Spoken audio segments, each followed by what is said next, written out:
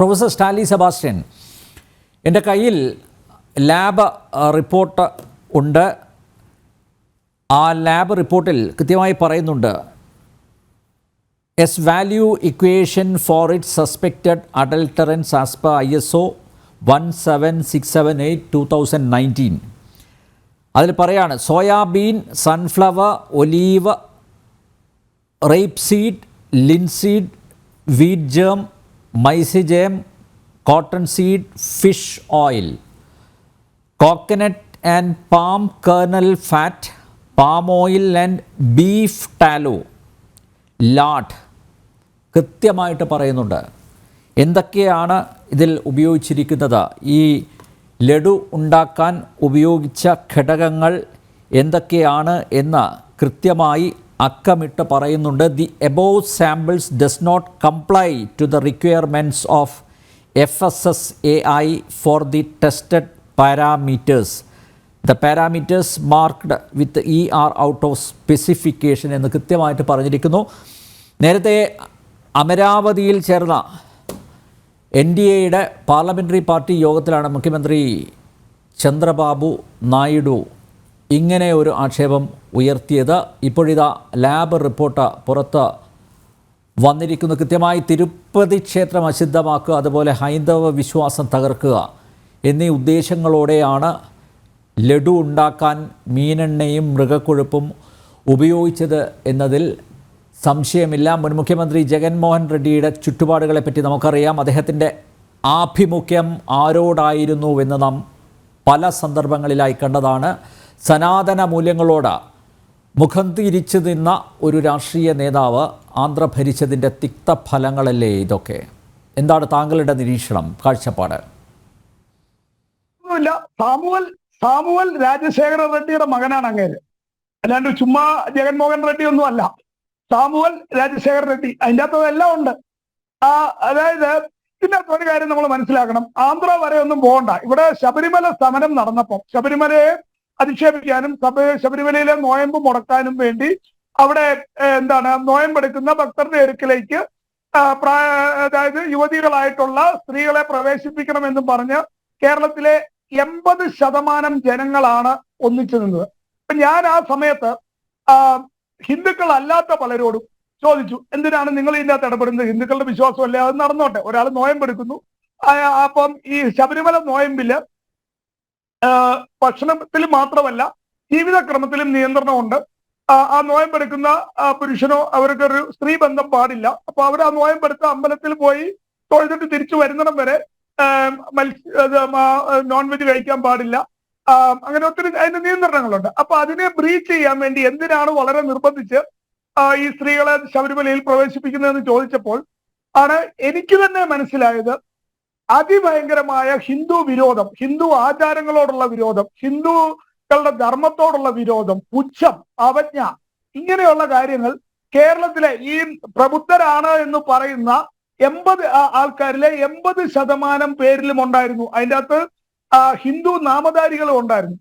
അതേപറ്റി ഒരു റൗണ്ടും കൂടെ നമ്മൾ അന്വേഷിച്ചപ്പോഴാണ് മനസ്സിലാകുന്നത്, ഈ ഫോറിൻ മതങ്ങൾ, അതായത് ജിഹാദി, ഇവാഞ്ചലിസ്റ്റ്, കമ്മ്യൂണിസ്റ്റ്, ലിബറൽസ്, ഈ 4 ഫോറിൻ മതങ്ങളാണ് വളരെ കൃത്യമായിട്ട് ഇതിന്റെ പുറകിൽ പ്രവർത്തിക്കുന്നത്. അതിൻ്റെ അകത്ത് ഒളിച്ചു വെക്കാനൊന്നുമില്ല, ഇത് വളരെ പ്രകടമാണ്. അതായത് അനാവശ്യമായിട്ടുള്ള, യാതൊരു ആവശ്യവുമില്ലാതെയുള്ള ഹിന്ദു വിരോധം, ഇന്ത്യ വിരോധം, ഇന്ത്യൻ സംസ്കാരങ്ങളോടുള്ള വിരോധം, ഇന്ത്യൻ ആചാരത്തോടുള്ള വിരോധം, അമ്പലത്തിനോടുള്ള വിരോധം, അവിടുത്തെ ആചാരങ്ങളോട്, ഇതൊന്നും അറിയാതെ സംഭവിക്കുന്നതല്ല. ഈ അഡൾട്രേഷൻ, ഈ മാലിന്യങ്ങൾ, അഡൾട്രേഷൻ എന്ന് പറഞ്ഞാൽ മാലിന്യം ചേർക്കുന്ന പരിപാടിയാണ് അഡൾട്രേഷൻ. അതിൻ്റെ അകത്ത് പറഞ്ഞിരിക്കുന്ന സാധനങ്ങൾ ഫിഷ് ഓയില്, ബീഫിന്റെ, പിന്നെ പിണ്ണാക്ക്, പിന്നെ ബാക്കി എല്ലാത്തിന്റെ ഈ വെജിറ്റബിൾ അതിനകത്ത് പറഞ്ഞിരിക്കുന്ന എല്ലാം വേസ്റ്റ് ആണ്. ശരിക്കും ലഡു ഉണ്ടാക്കാൻ ഇത്രയും കഷ്ടപ്പാടൊന്നുമില്ല. അതിനുള്ള സാധനങ്ങളും ഈ വേസ്റ്റ് കൊണ്ടിരുന്നതിന്റെ ചെലവും ഒറിജിനൽ സാധനത്തിന്റെ ചെലവും നോക്കിയാൽ വളരെ ചെറിയ വ്യത്യാസമേ ഉള്ളൂ.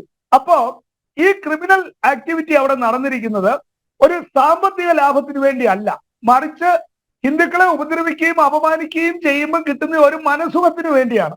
അതായത് ഹിന്ദുക്കളുടെ ആചാരങ്ങളെ അധിക്ഷേപിക്കുമ്പോൾ ഈ മേൽപ്പറഞ്ഞ വിദേശ ചിന്താഗതികൾ മനസ്സിലുള്ളവർക്ക് ഒരു വലിയ ആത്മസംതൃപ്തിയാണ് കിട്ടുന്നത്.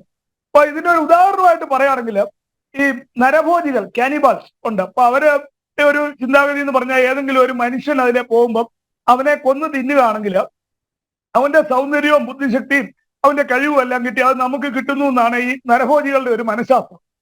കാനിബാൾ സൈക്കോളജി എന്ന് പറയും. അവരുടെ ചിന്ത അങ്ങനെയാണ്.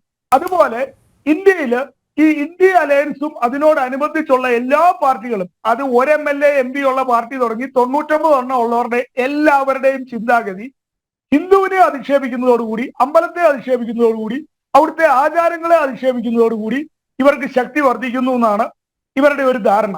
അതിന് മനഃപൂർവ്വം ചെയ്യുന്ന പരിപാടികളാണ് ഉദ്യോഗസ്ഥന്മാരും ബാക്കി ആൾക്കാരും.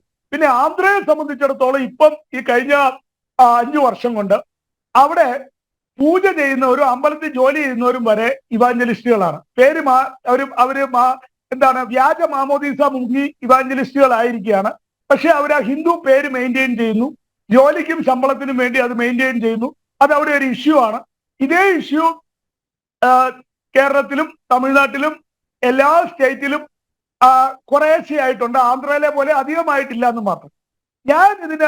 ഇത് നേരത്തെ നോട്ട് ചെയ്യപ്പെട്ട കാര്യമാണ്. ഇന്നലെ പുറത്തു വരുന്നതല്ല. ഇത് നേരത്തെ തന്നെ ഈ ആരോപണം ഉണ്ടായിരുന്നു. അപ്പോൾ ഒരു സജഷൻ കേന്ദ്ര ഗവൺമെന്റിന് അയച്ചിരുന്നു. ഇംപേഴ്സണേഷൻ, അതായത് എല്ലാവരും അവരവരുടെ മതം ഡിക്ലെയർ ചെയ്യണം. മതം മാറിക്കഴിഞ്ഞാൽ ഗവൺമെന്റിനെ നോട്ടിഫൈ ചെയ്യണം. അങ്ങനെ ഒരു ആൾക്കാരെ പറ്റിക്കുന്ന പരിപാടി, മതം മാറിയിട്ട് വീണ്ടും പഴയ മതത്തിൽ നിന്നുകൊണ്ട് ആൾക്കാരെ പറ്റിക്കുന്ന പരിപാടി ചെയ്യാൻ പാടില്ല. ഇത് നിയമം മൂലം ഗവൺമെന്റ് നിരോധിക്കേണ്ടതായിരുന്നു. പിന്നെ കഴിഞ്ഞ 10 വർഷം ആയിട്ടാണ് ഹിന്ദുക്കൾക്ക് 1000 വർഷത്തെ ഗ്യാപ്പിന് ശേഷം കഴിഞ്ഞ 10 വർഷമാണ് ഹിന്ദുക്കളുടേതെന്ന് പറയുന്ന ഒരു ഭരണം ഡൽഹിയിൽ വരുന്നത്. അപ്പോൾ ആ ഭരണകൂടം ഇപ്പോൾ ഇരിക്കുന്ന മോഡി ഗവൺമെന്റ് എന്നെ ഒരു ചെറിയ ലാബ്സ് പറ്റി. ആ ലാബ്സ് എന്താണെന്ന് ചോദിച്ചാൽ Hindu protection law, Hindutva protection law, rituals and traditions protection law, അങ്ങനെ ഒരു നിയമപരമായ ഒരു പ്രൊട്ടക്ഷൻ ഹിന്ദുത്വത്തിന് ഇന്ത്യയിൽ ഇല്ല. കേട്ടാൽ എല്ലാവരും ഓർക്കും ബാക്കി എല്ലാവർക്കും പ്രൊട്ടക്ഷൻ ഉണ്ട്. ഹിന്ദുക്കൾക്ക് അല്ലെ ഹിന്ദുത്വത്തിന്റെ നടപടിക്രമങ്ങൾക്കോ നിയമപരമായ പ്രൊട്ടക്ഷൻ ഇന്ത്യയിൽ ഇല്ല. ആർക്കും ഹിന്ദുത്വത്തെ അധിക്ഷേപിക്കാം, ആർക്കും പറ്റിക്കാം. ഈ അഡൾട്രേഷന് ആരെയും ശിക്ഷിക്കാൻ പോകുന്നില്ല, കാരണം നിയമമില്ല. ആരെയും എതിരെ ഒരു നടപടിയും ഗവൺമെന്റിന് എടുക്കാൻ പറ്റത്തില്ല, കാരണം നിയമമില്ല. അപ്പൊ ഇതിനകത്ത് എന്താ സംഭവിച്ചതെന്ന് വെച്ചാൽ കഴിഞ്ഞ 10 വർഷം സമയം കളഞ്ഞു. കഴിഞ്ഞ 10 വർഷം ഇതിനെതിരെ നിയമം ഉണ്ടാക്കേണ്ടതായിരുന്നു. പല പ്രാവശ്യം ഞാൻ എഴുതിയതാണ്. ശബരിമല സമരം വന്നപ്പം കേന്ദ്ര ഗവൺമെന്റിനോട് നിയമം ഉണ്ടാക്കാൻ, ഹിന്ദുക്കൾക്ക് അനുകൂലമായ നിയമങ്ങൾ ഉണ്ടാക്കണം. എങ്ങനെയാണ് മുഗൾ കോൺഗ്രസിന് ഭരണം കിട്ടിയപ്പം വഖഫിനെ ലീഗലൈസ് ചെയ്തത്? എങ്ങനെയാണ് ഇന്ത്യക്കകത്ത് ഒരു പാകിസ്ഥാനെ കോൺഗ്രസ് സ്ഥാപിച്ചത്? പാർലമെന്റിൽ നിയമം കൊണ്ടുവന്നു. അപ്പൊ പാർലമെന്റിൽ നിയമം കൊണ്ടുവരാൻ കേന്ദ്ര ഗവൺമെന്റ് തയ്യാറായില്ല എന്നത് ഹിന്ദുക്കളെ സിറ്റിംഗ് ഡക്സ് ആക്കി. ഹിന്ദു ആചാരങ്ങളെ ആർക്കും അധിക്ഷേപിക്കാവുന്ന അവസ്ഥയുണ്ടാക്കി. അപ്പൊ ഇപ്പോഴെങ്കിലും കേന്ദ്ര ഗവൺമെന്റ് ഉടനടി കൃത്യമായിട്ടുള്ള നിയമങ്ങൾ കൊണ്ടുവന്ന് ഹിന്ദുക്കൾക്കും ഹിന്ദുത്വത്തിനും അമ്പലത്തിനും ആചാരത്തിനും അനുഷ്ഠാനത്തിനും അഭിമാനത്തിനും എല്ലാം സംരക്ഷണം കൊണ്ടുവരുന്ന നിയമങ്ങൾ കേന്ദ്ര ഗവൺമെന്റ് കൊണ്ടുവരണം. കൊണ്ടുവന്നില്ലെങ്കിൽ ഈ ശബരിമലയെ അധിക്ഷേപിച്ച പോലെ എല്ലാ അമ്പലങ്ങളും അധിക്ഷേപം നേരിടും, ഹിന്ദുക്കളുടെ ആചാരങ്ങളും അധിക്ഷേപം നേരിടും. കാരണം വിദേശ ഐഡിയോളജികൾ ഹിന്ദുത്വത്തിനോടോ നമ്മുടെ രാജ്യത്തിനോടോ ഹിന്ദുസ്ഥാനോടോ യാതൊരു റെസ്പെക്റ്റും പുലർത്തുന്നില്ല എന്ന് മാത്രമല്ല, അനാവശ്യവുമായിട്ടുള്ള വെറുപ്പും വിദ്വേഷവുമാണ് അവരുടെ മനസ്സിലിരിക്കുന്നത്. കാണുമ്പോൾ പല്ലിടിച്ച് കാണിക്കുന്നു എന്നുള്ളതേ ഉള്ളൂ. അല്ല പ്രൊഫസർ സ്റ്റാൻലി, പുകഴ്ത്തണ്ട, ഇകഴ്ത്താതിരുന്നാ പോരെ? പുകഴ്ത്തണം എന്നുള്ള വാശിയൊന്നുമില്ല, ഇകഴ്ത്താതിരുന്നാ പോരെ? ഇകഴ്ത്തുക എന്നുള്ളതല്ല, ഉപദ്രവിക്കുകയല്ലേ ചെയ്യുന്നത്. ഞാൻ ചോദിക്കട്ടെ, ഞാൻ അതായത് ഒരു കാര്യം പറയാം. ഈ ശബരിമല സമരം നടന്നപ്പം ഈ ഗവൺമെന്റിന്റെ കൂടെ കാരണഭൂതത്തിന്റെ ഗവൺമെന്റിന്റെ കൂടെയായിരുന്നു ഇവിടുത്തെ 10 കേരള കോൺഗ്രസ് ഗ്രൂപ്പുകൾ. ഞങ്ങളുടെ ആൾക്കാരൊക്കെ അധികം കേരള കോൺഗ്രസിലാണ്. അപ്പൊ ഞാൻ അവരോട് ചോദിച്ചു, എന്തിനാണ് നിങ്ങൾ ഈ ശബരിമലയിൽ സ്ത്രീകളെ കയറ്റണമെന്നും പറഞ്ഞ് കമ്മ്യൂണിസ്റ്റുകാരുടെയും കോൺഗ്രസ്സുകാരുടെയും ഒക്കെ കൂടെ നിങ്ങൾ സമരത്തിന് പോകുന്നത്? അതിന്റെ ആവശ്യം എന്താണ്? നമുക്ക് 50 നോയമ്പ് 25 നോയമ്പും ഒക്കെ ഉണ്ട്. അത് നമ്മുടെ ആചാരപ്രകാരം ക്രിസ്മസിനും ഈസ്റ്ററിനും നമ്മൾ ആഘോഷിക്കുന്നു. അപ്പൊ ഹിന്ദുക്കൾക്ക് ശബരിമലയിലെ നോയമ്പ് എടുക്കുന്നതിന് എന്തുകൊണ്ടാണ് നിങ്ങൾ ഹിന്ദുക്കളെ അല്ലേ സപ്പോർട്ട് ചെയ്യേണ്ടത്? എന്തുകൊണ്ടാണ് നമ്മൾ ഈ കമ്മ്യൂണിസ്റ്റ് ഗവൺമെന്റിനെ സപ്പോർട്ട് ചെയ്യുന്നതെന്ന് ചോദിക്കുന്നതിന് ആർക്കും ഉത്തരവില്ല. ഇതിന്റെ ഏറ്റവും വലിയൊരു രസം, പോർച്ചുഗീസുകാർ വരുന്നിടം വരെ 1500 വർഷം ക്രിസ്ത്യാനികളുടെ നോയമ്പിലും കുടുംബജീവിതത്തിൽ നിന്ന് അല്ലെങ്കിൽ സ്ത്രീകളുമായിട്ടുള്ള സംസർഗത്തിൽ നിന്നും മാറി നിൽക്കുക എന്നത് ക്രിസ്ത്യൻ നോയമ്പിന്റെ ഭാഗമായിരുന്നു എന്ന് വിചാരിക്കണം. ഈ AD 52 തുടങ്ങി AD 1500 വരെ ഈ ശബരിമല നോയമ്പിന് തത്തുല്യമായ നോയമ്പാണ് ക്രിസ്ത്യാനികൾ വരുത്തോണ്ടിരുന്നത്. വെള്ളക്കാരൻ വന്നതിന് ശേഷമാണ് അത് മാറി, അത് ഒഴിവാക്കി, അത് ഓപ്ഷണലാക്കി. അതായത് ഇഷ്ടം ഉണ്ടായാൽ മതി. കാരണം പോർച്ചുഗീസുകാരന് ആ നോയമ്പെടുക്കാനുള്ള സംയമനമില്ല, അതുകൊണ്ടാണ് അവനത് മാറ്റിയത്. അപ്പൊ അതുകൊണ്ട് ഓർത്തോടെ, ഇതൊക്കെ നാട്ടുകാർ പഠിച്ചിരിക്കേണ്ട കാര്യങ്ങളാണ്. ഇവിടുത്തെ ഈ ശബരിമല സമയത്ത് സമരത്തിന്റെ സമയത്ത് കേരളത്തിലെ ഇവാഞ്ചലിസ്റ്റ് ലോബി കാണിച്ചു കൂട്ടിയ കള്ളത്തരം എന്തായിരുന്നു എന്നും അത് ജനങ്ങൾ മനസ്സിലാക്കണം. നേരത്തെ ഈ ശബരിമല നോയമ്പിന്റെ അതേ കണ്ടീഷൻസ് ആണ് ക്രിസ്ത്യാനികളുടെ നോയമ്പിനും ഉണ്ടായിരുന്നത്. പോർച്ചുഗീസുകാർ വന്നപ്പോഴാണ് അത് മാറ്റിയത്. അപ്പൊ ഇതിന്റെ ഒരു കാര്യം ഇത്രേ ഉള്ളൂ. ജിഹാദികൾ മാത്രമല്ല, ഇവാഞ്ചലിസ്റ്റ് ലോബിയും വളരെ ശക്തമായി ഇറങ്ങി തിരിച്ചിട്ടുണ്ട്.